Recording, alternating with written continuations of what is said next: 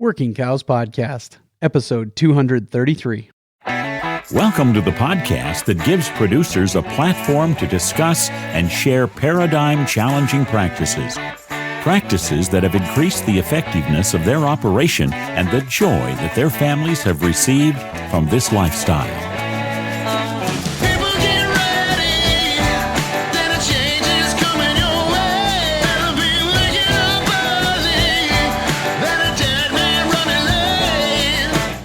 Howdy, everybody. This is Clay Connery, host of the Working Cows Podcast, powered by the Global Ag Network. And this episode is brought to you by Douglas Plant Health. To unharness your soil's fertility and to maximize yield, consider Douglas Plant Health. For more than 3 decades, U.S. farmers, largely organic, have increased yield with the help of SP1 Classic.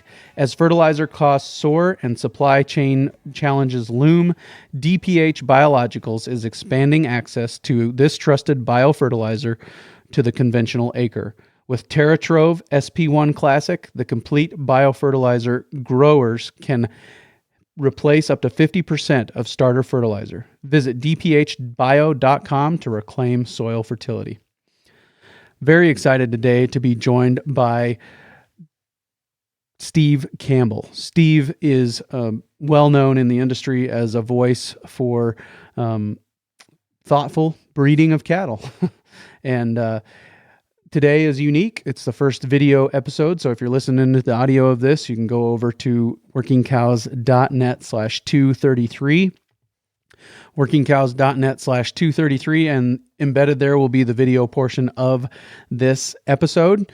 And you can watch it there because Steve said for this episode, he thought it was important for people to be able to see what he was talking about. So, give you a chance to go hunt that up and watch it if you want to. I think that there will be a lot of information that's useful for you if you're just listening. But what we're covering today is the bull sale catalog wish list. What we wish was communicated in a bull sale catalog. Aside from EPDs, aside from some of the other things that get communicated in bull sale catalogs, what are some cow family things? What are some useful things that could help us decide, is this going to be a range functional male, and is he going to create range functional cow families? So we're going to dive into that and a lot more on the interview today with Steve Campbell. So I'm going to turn it over to that, and then I'll be back in a little bit later on to share with you where we're going from here. Steve, thanks for joining me again today on the Working Cows Podcast. Welcome back.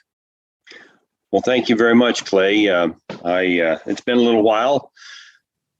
I've had a little feedback from that last podcast we did, and it sounded like it was timely for those that they emailed or called. Yeah, definitely a timely episode. The drought, and I'd say by the looks of this winter, the drought persists. So, it's good to have some tools in the tool bank for keeping cattle healthy and functioning through that. So appreciate that very much. Yeah.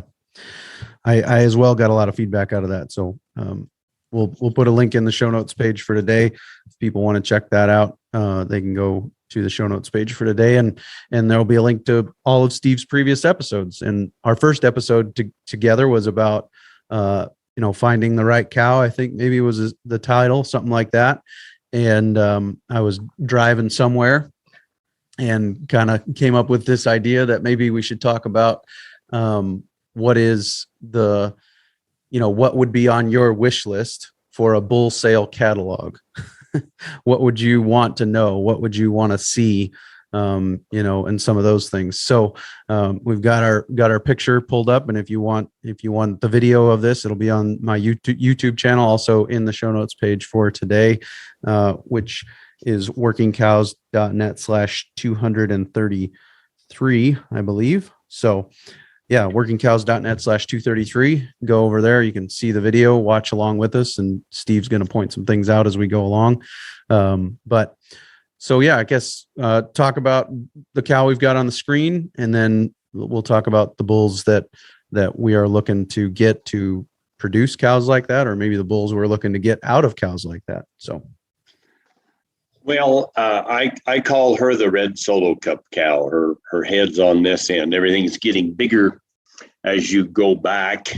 She's getting taller because estrogen shuts off long bone growth in the front end of the cow first. She's got a big enough belly to eat for 3, wide enough slope from hooks to pins here. Most things on cows are the opposite of the bull. However, 2 things that kind of go hand in hand: the depth of chest. If you've got deep-chested cows, you don't need as deep a chested bull. You still want him as wide up front, but and then slope from hooks to pins. If the bull's got the right slope from hooks to pins, the cow's going to have the right slope from hooks to pins. So looking at this cow and how everything about her is getting smaller as you go forward, as opposed to that, this longhorn bull I saw in the panhandle of Texas, everything about him is getting bigger as you go forward. So we've got that reverse wedge. The first cow to sell would be the reverse wedge, and you want that red solo cup shape for a cow for an animal that requires very few supplements on grass. And I guess when you're talking about what bull do you want, it depends on what your goals on the ranch are. sure. So, I mean, with this picture we're looking at on the video that is being recorded for this episode, you know, there isn't an abundance of forage where that bull's standing, but he still is in good body condition score. And that's kind of one of those, back to the Johann Zeitzman thing, is inherent body condition score, right? The ability to stay fat on low quality forage and on limited supplementation or no supplementation. Is that kind of track with what you're aiming at here? Absolutely. Which that inherent body condition, a cow's got to be able to eat enough for 3. He's only got to be able to eat enough for 1. A bull with a great big belly himself doesn't impress me all that much. It could actually make him too lazy. He just needs to come from a mother, but more than that, a family of big bellied cows if you want the bull you're buying to put big bellies in the daughters. The steers in an all forage environment, they're your byproduct. It's the replacement heifers, that one that has 8, 10, 12 calves in a row without skipping. That's the one we're looking for. Well, I guess one of the first things that I would like to see in a bull sale catalog is a picture of mom, alongside the bull that's for sale. And more than EPDs or anything else, that would tell me quite a bit about that cow. This particular bull that we're looking at here, this longhorn bull, which is not known to be a real beefy breed, 5 miles before we saw that bull, we saw this Corianti bull.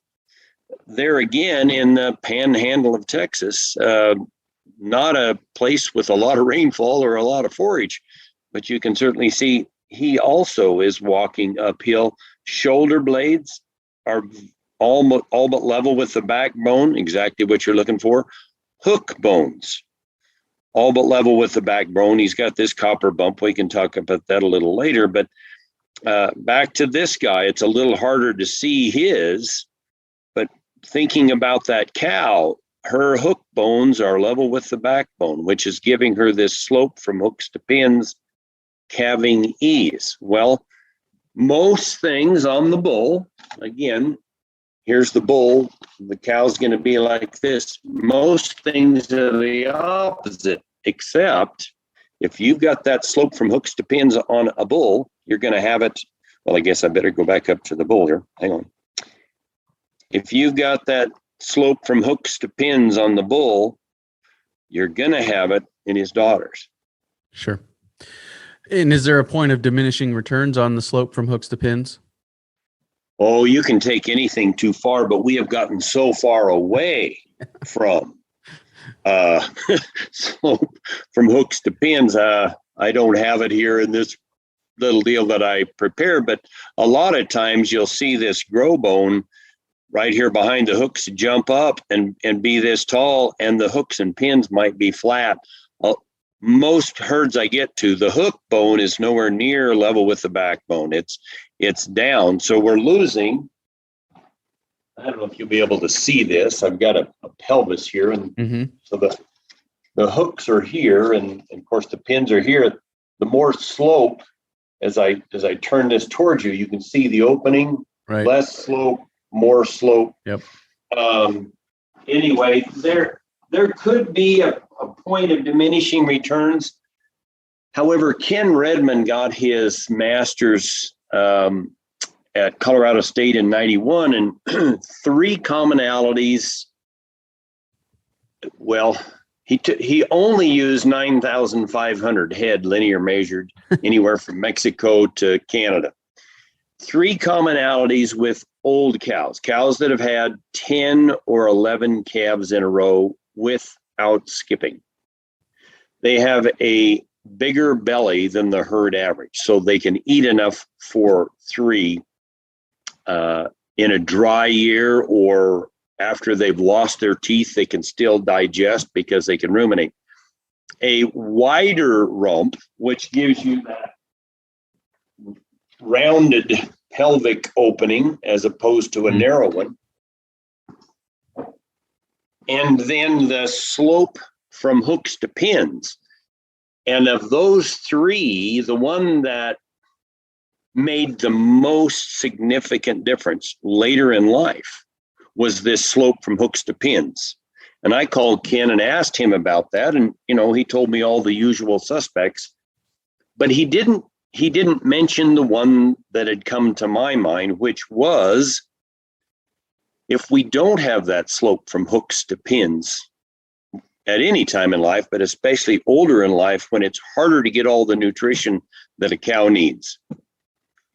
If the pelvic floor is sloping back into the cow and something foreign gets taken in there, she now gets infected, and her immune system is not working as well when she is 12 as it was when she was 2, and she gets cystic ovaries, doesn't breed back, she's kicked out of the herd. So that I look at it structurally, not only is it easier to get the calf out of that slope, but the lack of disease later on in life. Well, if we want that lack of disease later on in life, we're going to need to find bulls whose hook bones are level with the backbone, and then there's good slope from hooks to pins. I probably beat that up too much, Clay. No, that's all right. I think it, like you said, in the industry, we've gotten so far away from it, and I'm not sure that this was a bull prospect, but a couple of weeks after I sat in on your class that Bart Carmichael hosted here in Faith, I sent you a picture of a bull that was basically the opposite of everything we're talking about today. And I would say he was even sloping downhill from his pins to his hooks. It was so out of whack.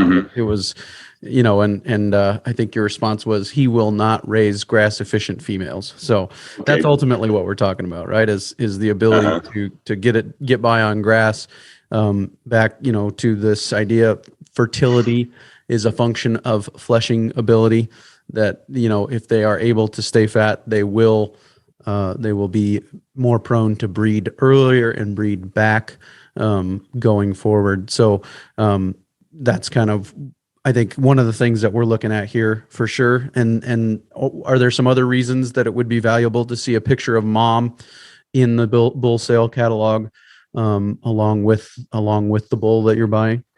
Yes, I want to back up though. There's that fleshing ability deal. There's three things. There's a shape, and of course in the cow it's that red solo cup. There's glandular function, early shedding. I mean, the animals that shed early.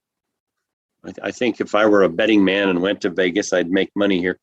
The cattle that shed the earliest will give you more calves than those who have not shed yet by the time you put the bull in. That one to me is a slam dunk.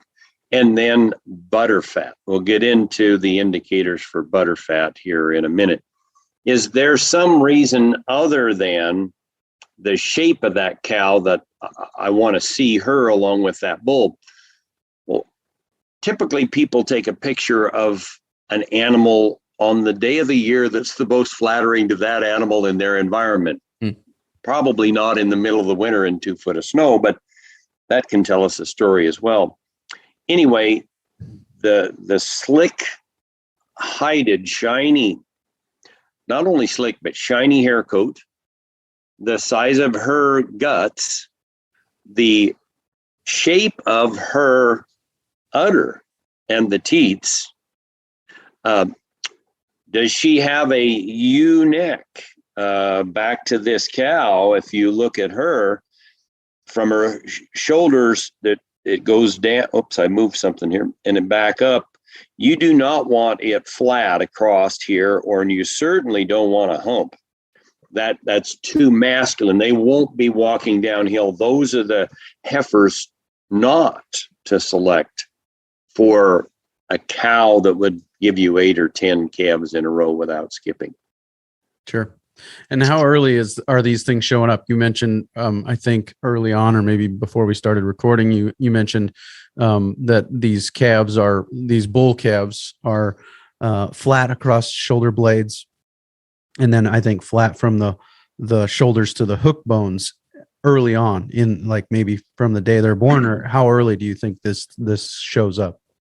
The bull calves who have a blocky head, that's all you can see when they first come out. But if they're flat across the top of the shoulders and the backbone, and they're flat hook bones to backbone, and they're wider, the legs are set out on the corners, they're a bull prospect right off the bat. And of course, if you already know who mommy is, but if I don't know who mommy is and I show up, that's what I'm looking for, is that squareness, if you will, all the way around.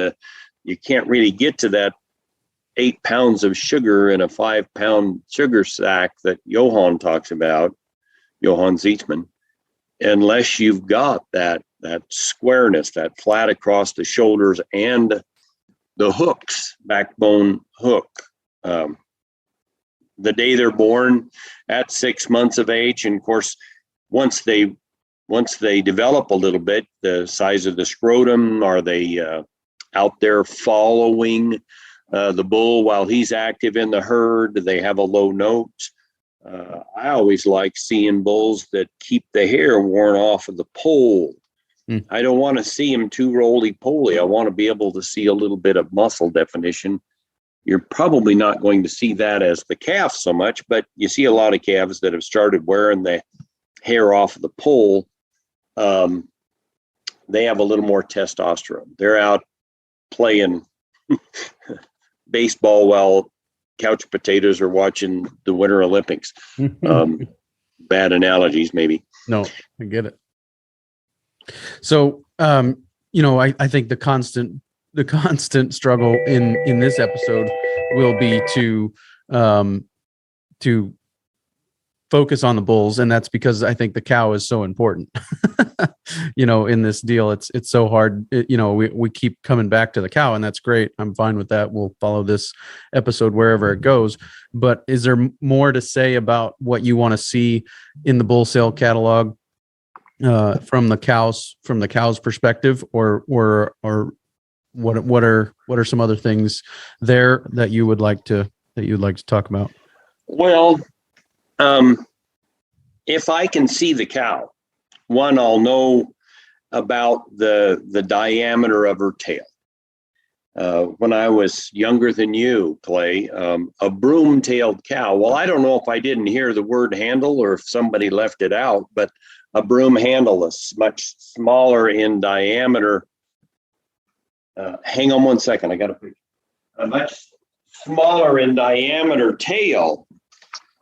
Well, if 22, least I know what page if I could get to it in a hurry. I don't know how good you can see. Yep. Okay, so this is the longer bone. We're not doing.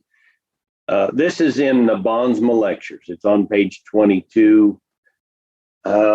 Just a minute. I think I've got that slide in this PowerPoint. Hang on one second. Okay, so we're looking at this pelvis. And of course, there's a different slope to both of these. But before the slope, you stretch height over the top of either one of these, and they're going to look pretty much the same on the top side. I mean, you've got this little kink at the end of the tail, and more on that in a minute. But a broom-handled tailed cow, a small in diameter tail.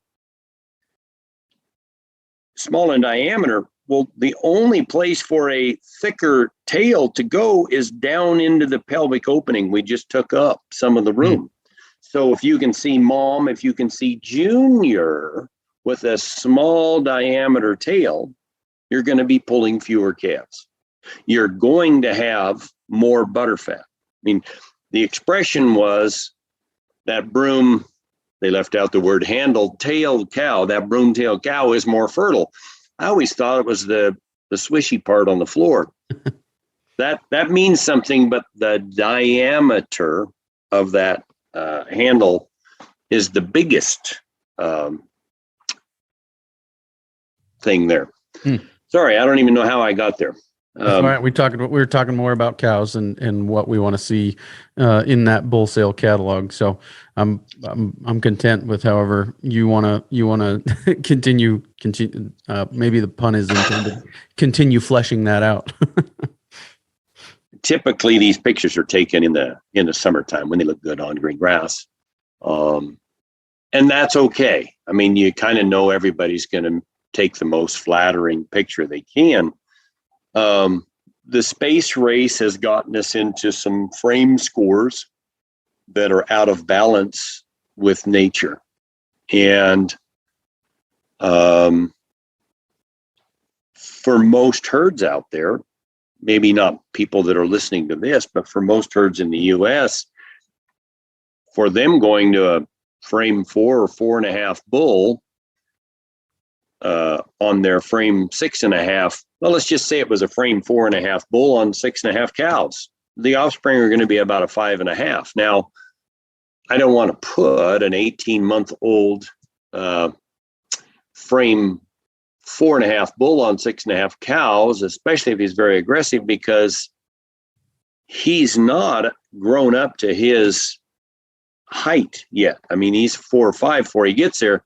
So his angle of attack, I just seem like every year about a broken tool on my very best bull. Well, there's a cow in heat and he was going for it and he glanced off and we've got a broken tool. So if you're trying to downsize the herd, you really need bulls that, well, you could AI, but you need bulls that are already grown up to that 4.5 to use on the 6.5. You might use the 4.5 frame bull on the 6.5 frame heifers and get it done, but not the mature cows. Sure. And you said that they are still growing up, up till they're 4 or 5 years old. Is that right? The bulls? Yeah, I think the frame score chart shows that somewhere between 4 and 5 years of age, they actually attain whatever a frame, and it's graduated. At 3, they're this tall. A frame 4.5 is this tall, and at 2, a frame 4.5 is this tall. And as a yearling, they're smaller. So if they're going to grow 3 or 4 more inches, but you already put them with mature cows, we're kind of creating a problem.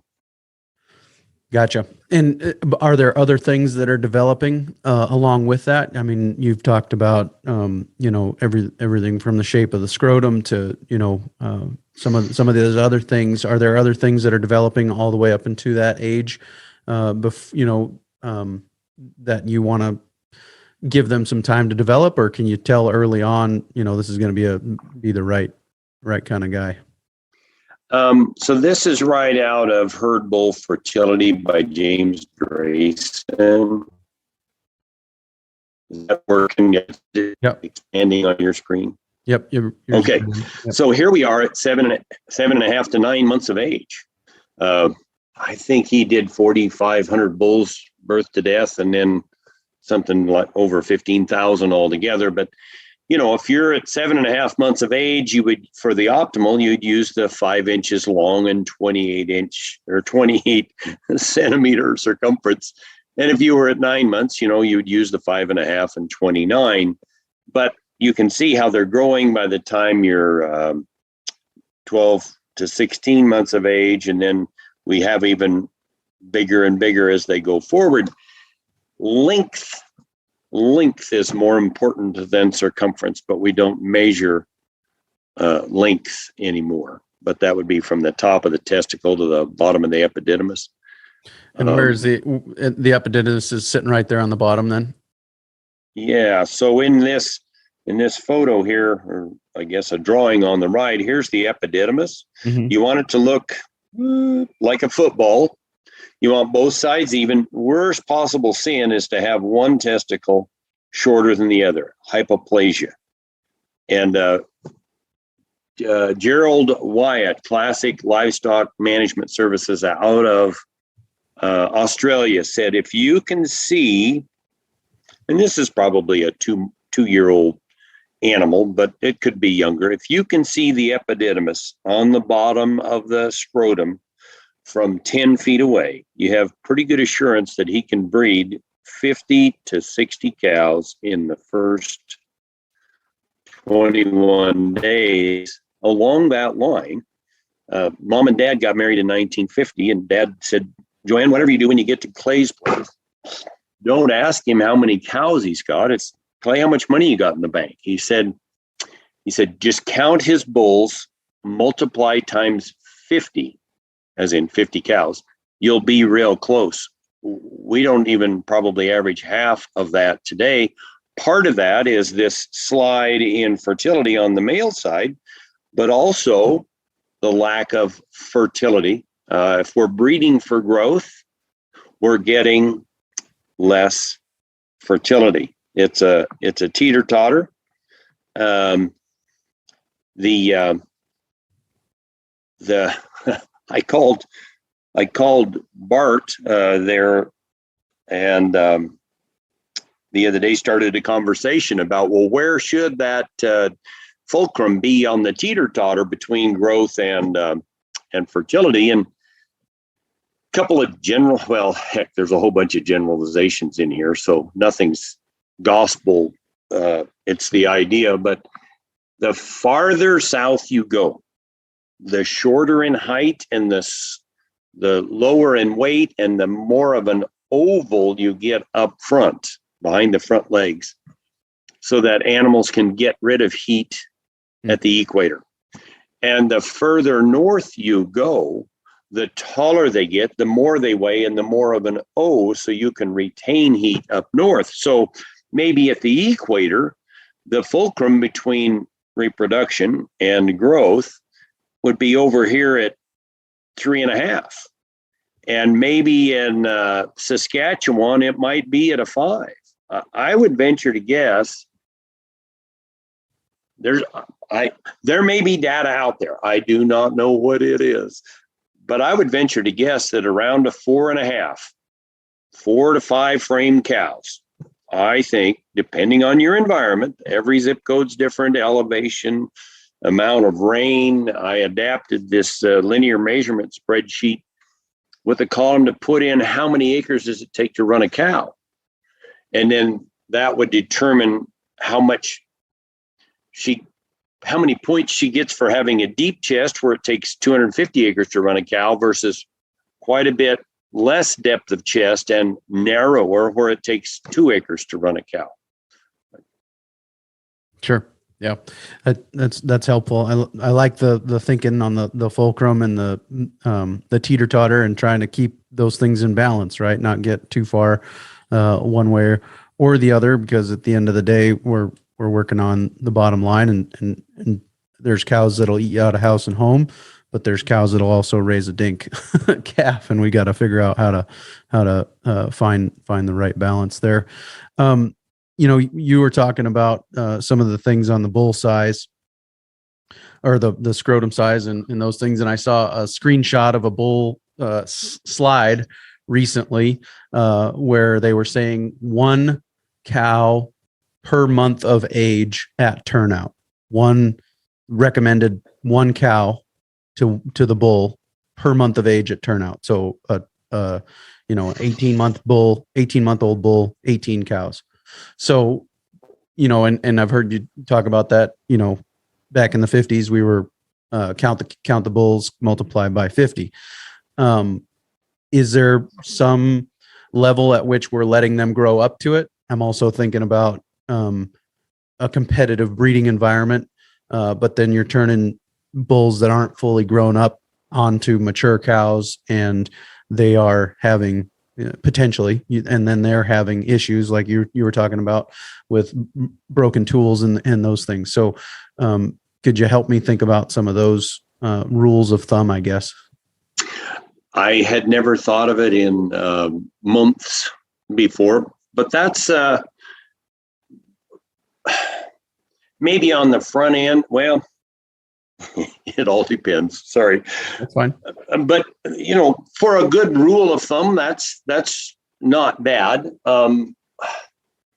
If you have bulls that are developed in a real world environment, it's going to take them more months to get developed where they're not going to look the part at 18 months of age.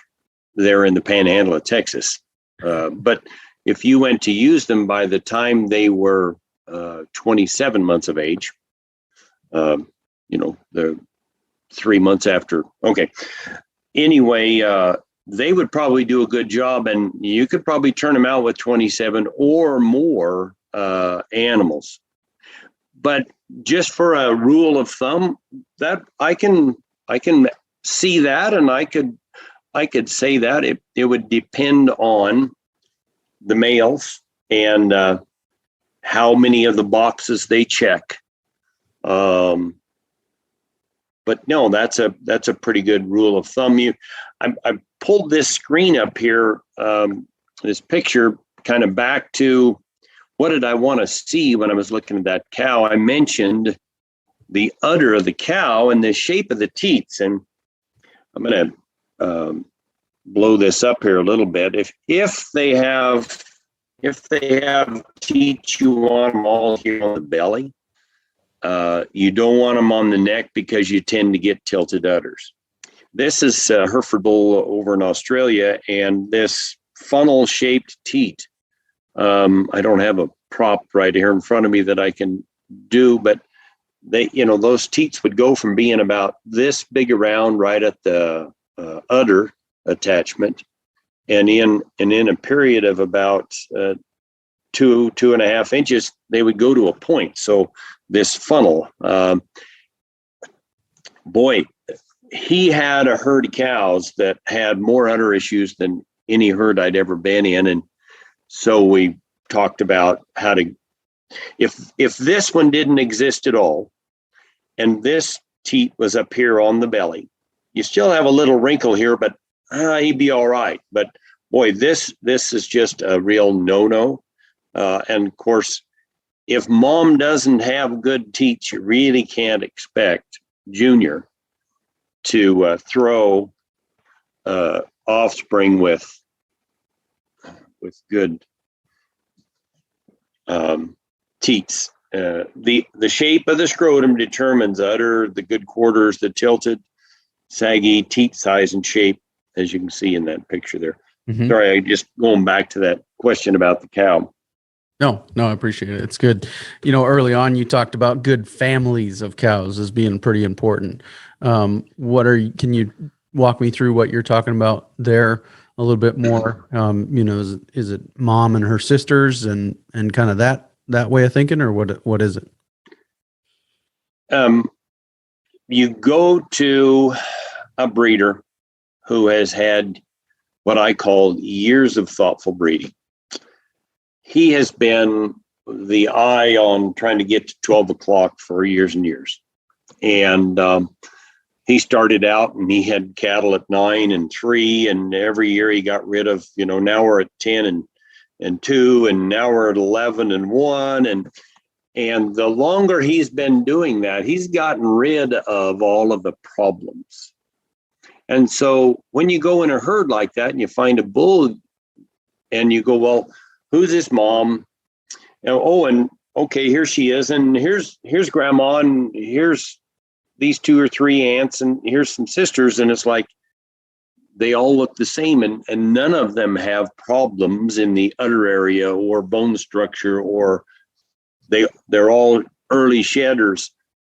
You know that this fellow has selected for the things you're trying to put into your herd, versus finally it was just a good nick. And this bull with this cow, and we got a bull that looked just like what we were looking for. Just a second here.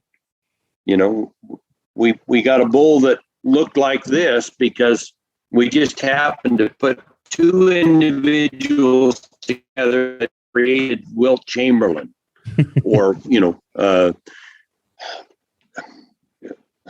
Emmett Smith, or whomever, right. Whatever it is you're trying to create. But that doesn't mean every time they get together they will. So that Bodacious, the bucking bull Bodacious, they bred him to I don't know how many hundreds of cows. They couldn't recreate him. It was just a good nick. It was his mom that had all the stuff, not necessarily his dad. And if they'd done some embryos, they'd have gotten the same thing. But he was an unusual specimen. Secretariat. I mean, his heart was 22 pounds. The next biggest one was Sham, who came in second in the Kentucky Derby and the Preakness. His was 18, and the next biggest one was 14 pounds. So it was one of those, the stars aligned things. Well, if you go someplace and the cattle all kind of look the same, rather than there's this big bell curve of bulls and cows, and somebody has stuck to their guns for a period of time. And I think you're going to get more of the cookie cutter calf crop out of that. You're going to move your cow herd's offspring more in unison to whatever you're aiming at. Are there it sounds to me like a lot of pictures would be useful in a bull sale catalog. Are there numbers that are useful? Would it be more linear measurement numbers that would be useful? Are there ratios that would be useful as far as, the length of this to the compared to the length of that? Some of those. What other things would be useful in a bull sale catalog? Clay, remind me later on. I got a little short video of a Canadian using a piece of string to measure an animal. I think it was a dairy thing. It's kind of interesting. The more the cow is walking downhill. Oh, you asked a question earlier and I didn't get to it. Rarely at 2 are you going to be seeing a bull walking uphill. Okay. If they're going to be walking uphill, usually they are by 3. Every once in a while, you'll find one walking uphill at 2.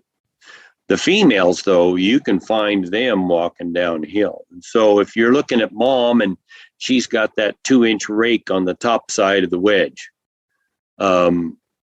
Junior's probably going to be going the other direction, like this bull we're looking at here. The wider the shoulders are on the bull, the wider the rump will be on the cow. So the flatter it is across the top of those shoulder blades, and the more width there is between the top of those shoulder blades, the fewer days of gestation that bull is going to create in those cows.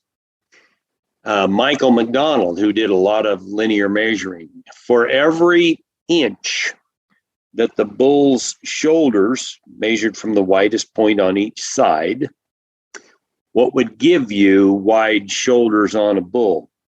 Well, the wider he is across the top, the more vertical the last rib is, that's going to tend to shove his front legs out. So if we've got vertical ribs on bulls, we'll have the last rib angled somewhere between the hock and the ankle. That's what we're looking for in a beef animal. Dairy, that you kind of want them above. This is a South Pole in East Texas.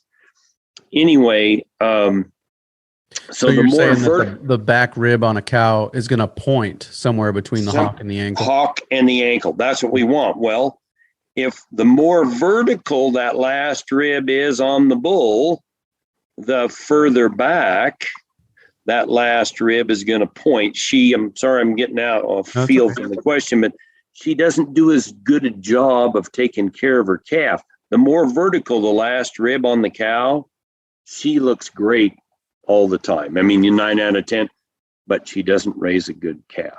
The ones that raise the better calf, that last rib is angled. Well, to get that, we need the vertical rib on the bull.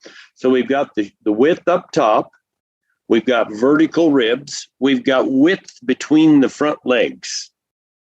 Well, for each inch that those shoulders, measured from the widest point here on each side, are wider than the length of the rump, from the front of the hook bone to the back of the pin. At 1 year of age, for each inch, the shoulders are wider than the length of the rump. It's 2.5 days less gestation. Well, that's about a 5-pound lighter calf.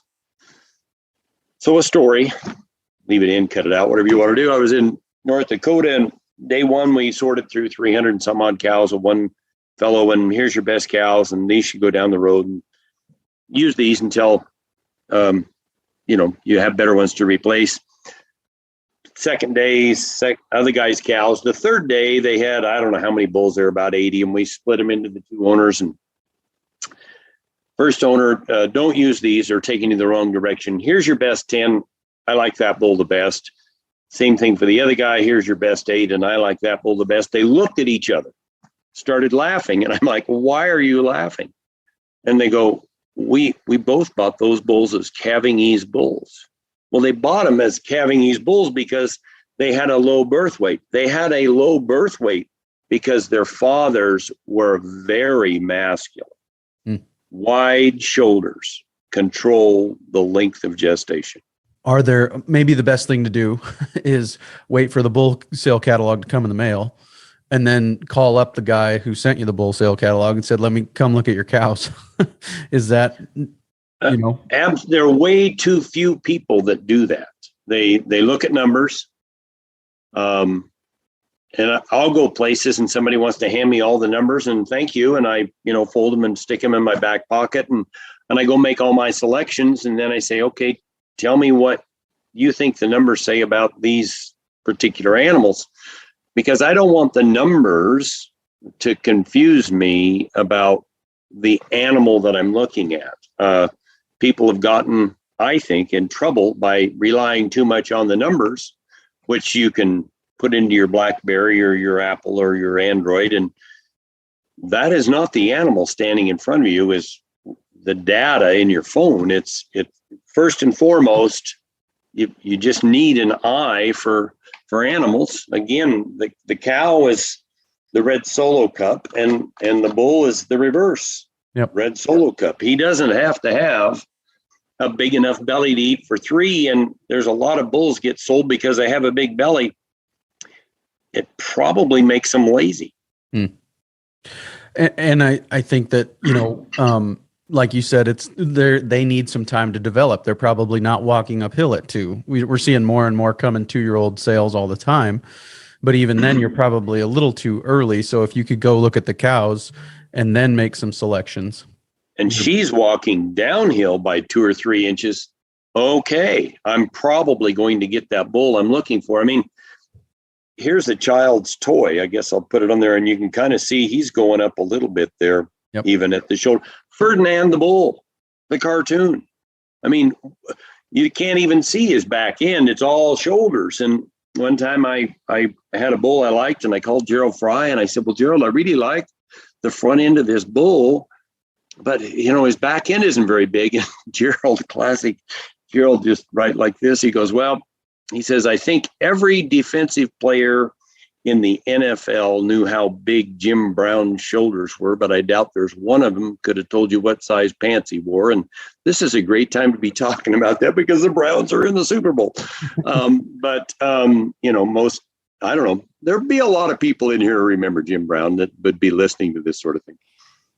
Yeah, very good. Could we talk a little bit about what you'd like to see communicated as far as development of the bulls in the bull sale catalog?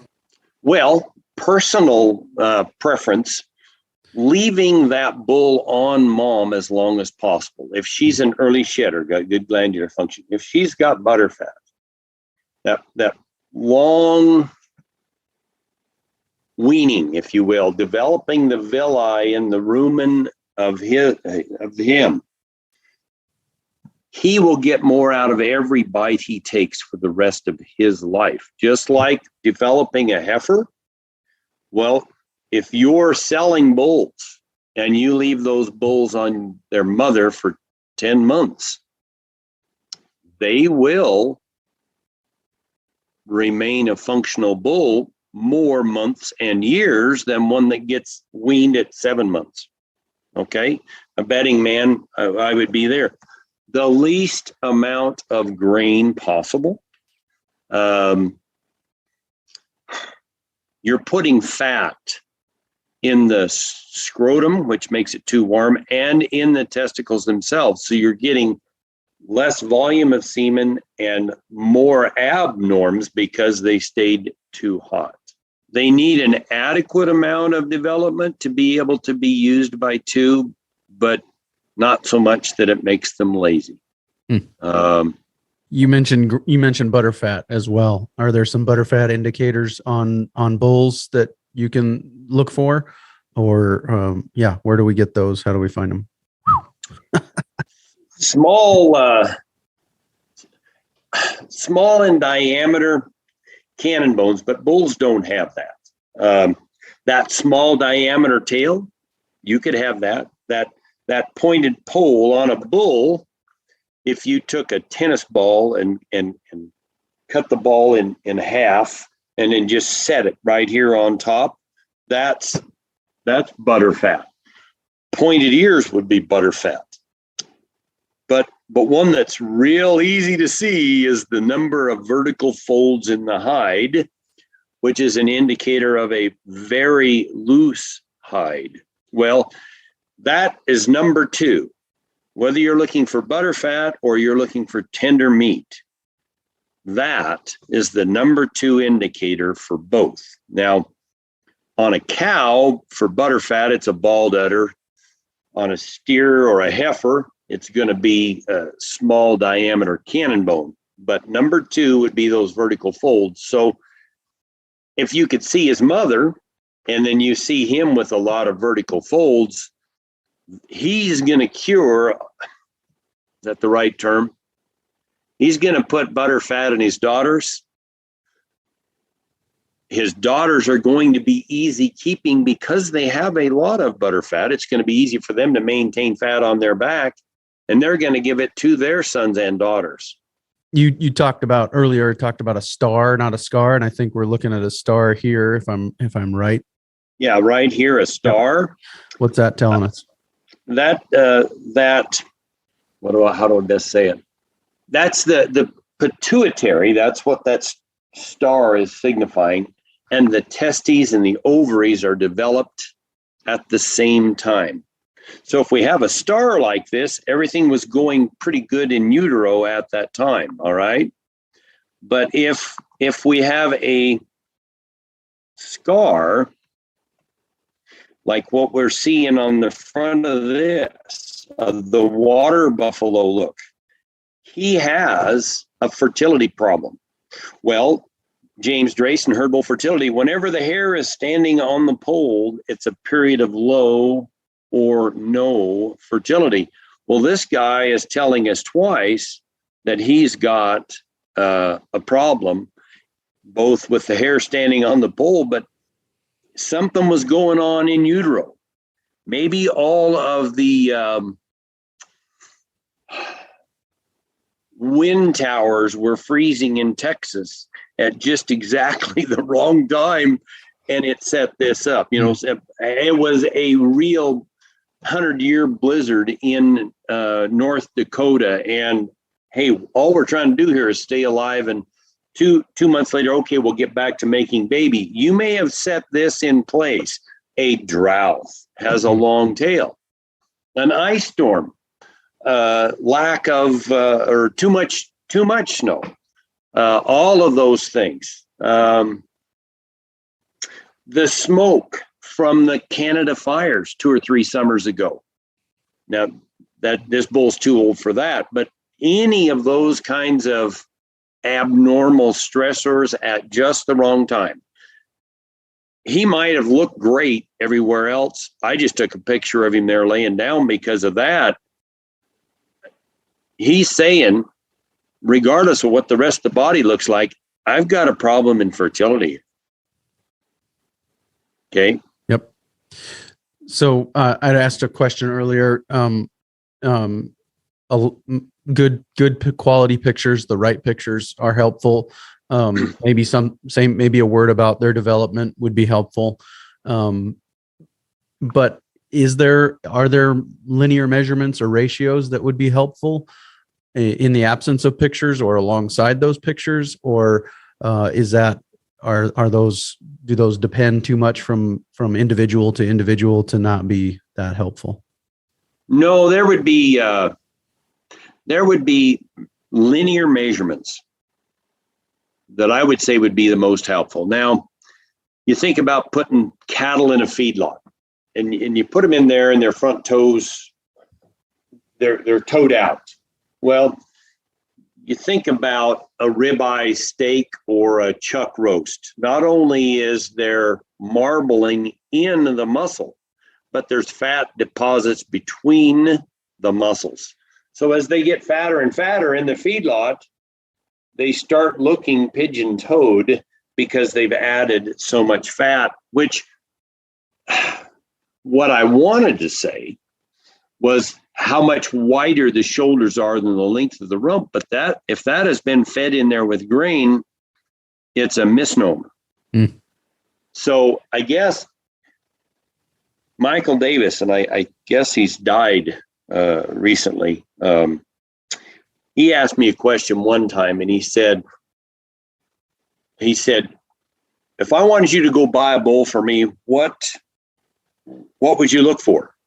And I go, well, what about this? Or no. You can't. You can come and look at my cows, but you can't ask me any questions about my cows. And I tried 2 or 3 things, and I said, well, finally, Michael, I would just look at your cows, and whatever the biggest problem was, I would go find a bull that was going to correct that better than any other bull I could find. He said, bingo, that was the answer I was looking for. Well, if you want 1 or 2 numbers, linear measurement wise, that you can't change no matter how you feed them, is that head twice as long as it is wide? A blocky head. If that face is 18 inches long, is it 9 inches wide?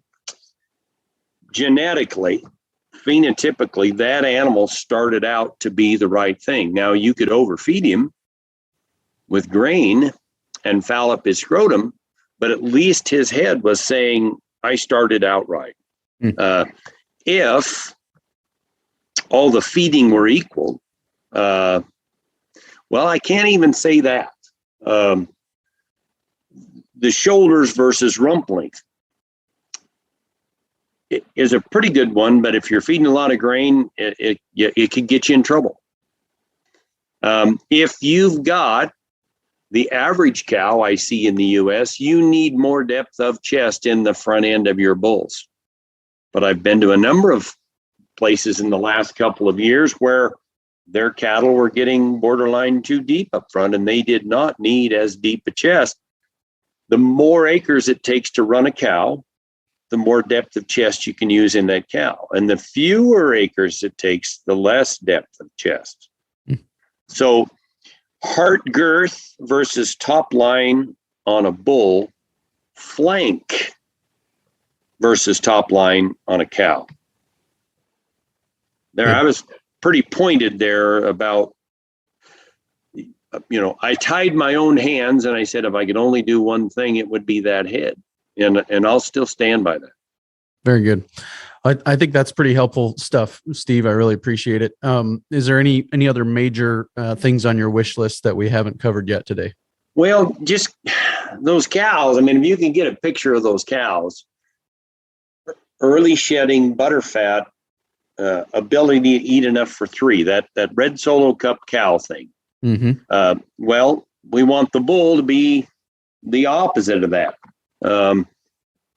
If you want a bull that looks like this, the cow, his mother is going to look something, different breeds. Okay. But she's going to be walking downhill on level ground. If she's flat, you are not going to get this. You might get a bull that looks like this, nice and round, but he's level. I think in that picture, he's about 4. But his mom was probably flat on top too. This bull here walking uphill, he had to have a mother that was walking downhill. The dimorphism. You go to somebody's place and you want to buy males or females. The more difference there is in the look of the males versus the females, the more fertility is represented in that herd. Yep. And I think that one of the things that maybe you've said here that I'd like to call attention to is that, if you're in a place where it takes 250 acres to raise a cow for a year, then you're going to want a deeper chested critter. And if you're in a place where it takes 2, you want a not as deep a chested cow. So maybe the lesson learned there is that it's probably a good idea to buy bulls from your neighbors or somebody in your neighborhood who has been doing years and years of thoughtful breeding, as you would like to say. Absolutely. And, are you looking for a cow herd that takes fewer supplements? Well, they're probably going to be shorter with bigger bellies and wider butts than what you've got now. And then they don't have that raised tail process that jumps up behind those hook bones, or maybe it doesn't jump up behind the hook bones. Maybe the hook bones are just down 2 or 3 inches from the backbone. Yep. I've said maybe too many times that we were out of balance because we have gotten a lot of terminal traits, and that really that is at odds with maternal traits or cattle that are going to breed quickly or early maturing and all that. Is that really true? Because you start to talk about butterfat and you talk about that being an indication of intermuscular marbling, and that's a terminal thing. We want well marbled ribeyes, right? So maybe the ribeyes will be smaller and the carcass merits, the yield, and all those things will be different, but they're well marbled. So maybe it's not as big, but it's still well marbled, even out of a maternal animal who's got the butterfat indicators. Would you agree with that? Not exactly, Clay. For 40 years, fat was bad. Wesson Corn Oil was the biggest advertiser on Red Skelton's show. And because we went to vegetable fat instead of animal fat, of course, they couldn't call the vegetable stuff fat because fat's bad. We kept going with these terminal crosses to get growth and less fat. And then they had to pour grain to them to get the marbling. Whereas if you had an animal that had more reproduction, they have more butterfat inherently to be able to maintain their body condition, and they would marble on grass. So we got very good. Not to get political on you here. We got very good at producing the kind of meat the government told us we were supposed to be eating. And we got fat as a nation by following their advice. And I'll shut up Well, maybe we'll just end it there by giving Okay. you an opportunity to talk about schools that you may or may not have coming up and where people could go to find that information. And then if you've got 10 minutes, I'll let you rant about the public health situation in this nation as some bonus content, because I enjoy it and I'm on board with what you're saying. So on my website, Taylor spelled with an I, Taylor made, let's see, there's a slide here so you can find it all. Yeah, there we go. TaylorMadeCattle.com. I have a schedule and I list one where these different schools are. There's the one the 22nd and 3rd of April in Palestine, Texas. I'm trying to get one put together for the next weekend down in Fredericksburg, Texas. I've got a field day over in Oklahoma at the end of May. There's a thing in Louisiana in end of September and the 1st of October. There's a deal in the northeast Arkansas. And then the next weekend, about the middle of October, there's one in southeast Ohio. But I list kind of when I'm going, where I'm going. And I've had a number of people look at that and then find that I might be in their area of Missouri or something on a certain day or time and ranch visits or put together other field days or 2-day schools. Yeah, so I guess my contact information's right there. Here's that broom handle tail. Yeah.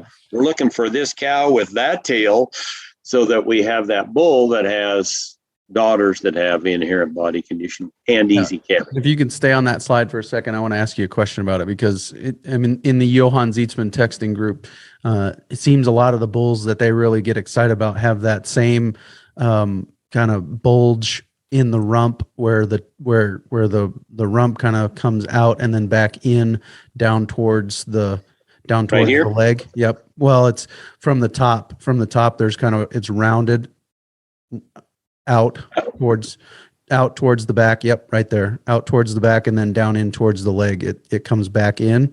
You know what I'm saying? Well, I guess I don't know exactly what you're saying. The stifle muscle right here. We got the hip socket, stifle joint, hock. The earlier in life, you can see that stifle muscle stick out, bull or heifer calf. The more butterfat, the more fertile those animals tend to be. But I'm not understanding. Sure. Well, right next to her tail. Okay. It's sticking out there farther. It's not straight up and down right there. Where. Oh, absolutely. You do not want a bubble-butted cow. That is bull's okay, but you want it to come from round down, and then from the pins it drops, and then it can round into the bottom of above the hock. But yeah, you do not want a bubble-butted cow. She's one of those that's going to look good but not raise a good calf. Yep. Is that where you were going? Yes.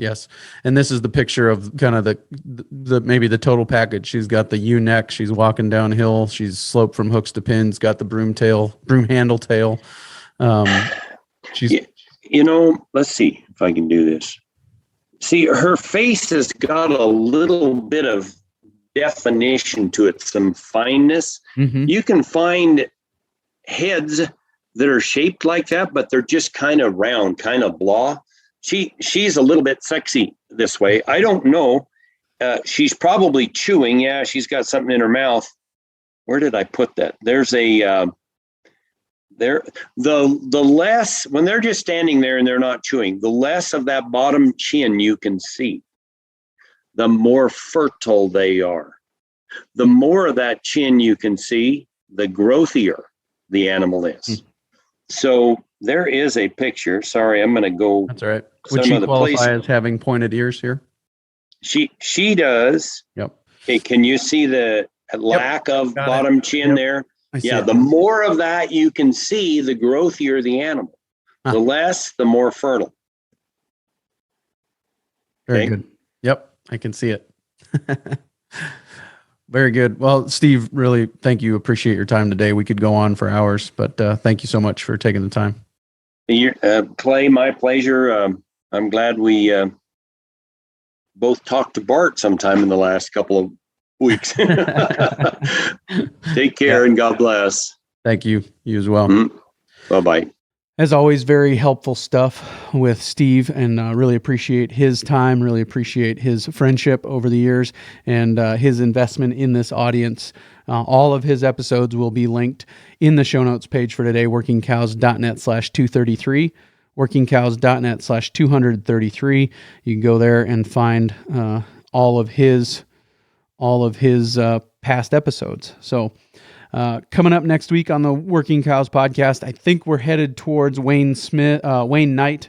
Wayne Knight is the executive director of Holistic Management International, and we're going to talk to him about simplified range monitoring. They've got an initiative at Holistic Management International to simplify range monitoring, and so we're going to talk to him about that coming up real soon on another episode of the Working Cows podcast. We'll see you then.